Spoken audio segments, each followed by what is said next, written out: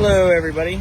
We finally got time to do some 12 volt testing. You know, guys are always asking about 12 volts. So what we did is we ran two Rimco 7 gallon a minute 100 psi pumps on 1-inch fittings, half-inch check valves up to 1-inch fittings, and then teed them. Right now we're only running one.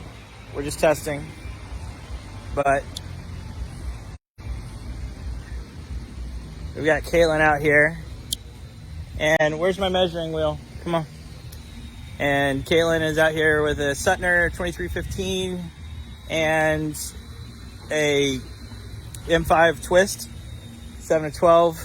Go ahead and give me a measurement to the end of the water. This is Tim. Say hi. Hey. And so we always talk about friction loss and things like that. So we're running a 5/8 inch hose, which I'll show you. She's still up on the reel a little bit, so that might be making a difference. What'd we get? So, Do it again. what do you? Right about it. Oh, so 49.7 inches. So there's a 12 volt pump with the right hoses on it. So 1-inch plumbing after the pump, 1-inch suction to the pump, and then 5/8 hose on your reel. You guys will see me talk about it all the time. Is the correct way to run your systems is with the correct plumbing, and it's not that hard to change this up to 1 inch right after the pump and right before the pump.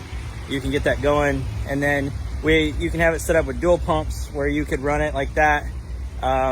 So 50 feet or 49 feet 7 inches on a 12 volt. These are Rimco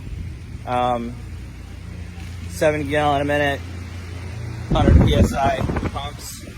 The 55, 38, and then 1-9A B, 12 volts, and there you go. So 50 feet on a 12 volt. Let's go out here and shoot the peak of the building right there. So, hey, turn it on. Hang on. Turn it back on.